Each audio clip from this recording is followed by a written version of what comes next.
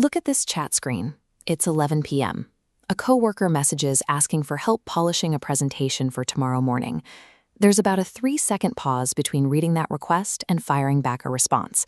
In those 3 seconds, the mind calculates the overtime already worked today. The body feels heavy with exhaustion, but the fingers bypass all of that and type, "Sure, send it to me." The enter key is hit without a second thought.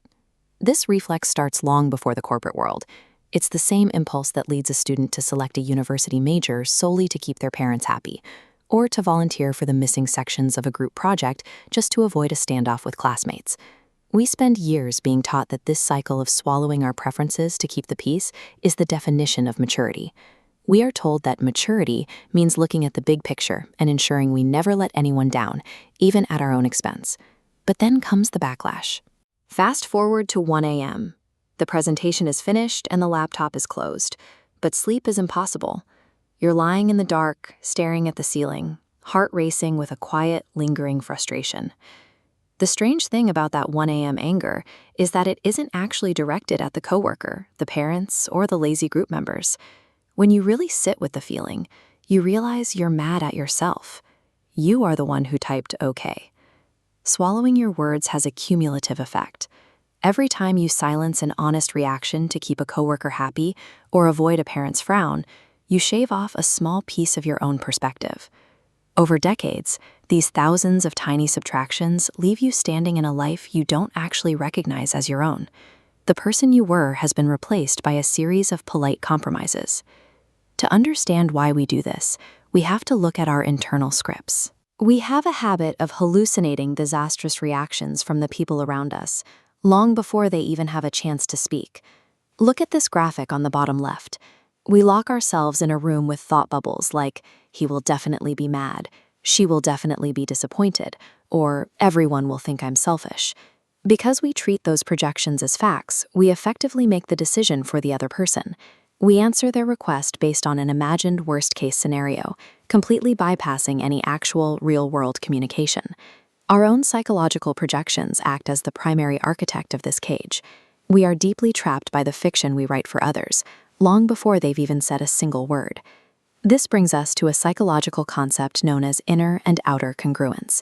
It simply asks, do your external actions match your internal state?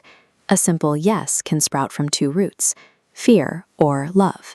The fear path on the left clashes with inward desire, sparking heavy friction and resentment. The love path perfectly aligns internal values with external actions. The energy flows cleanly. That distinction reveals the source of our burnout.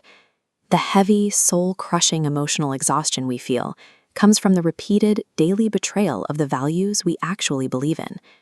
To fix this, we have to rebuild that alignment.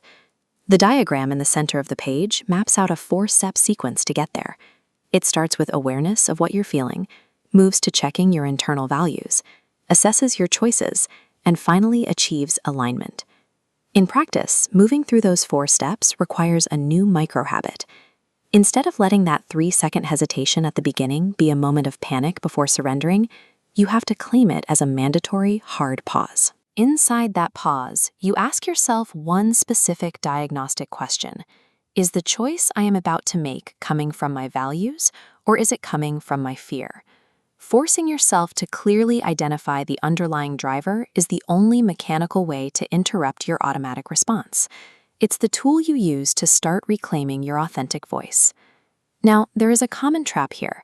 Finding that voice does not mean adopting a rigid, rebellious persona that rejects every single request just to prove a point.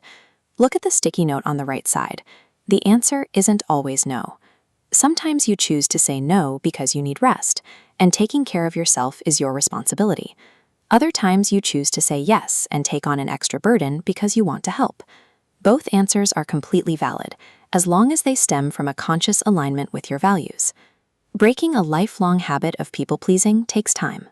You will walk out of the meeting and realize you just swallowed your words again. But noticing that reluctant yes after the fact is the required first step of growth. True freedom is the quiet power of making every choice without betraying your own heart. It is the steady unity between the inner and outer self.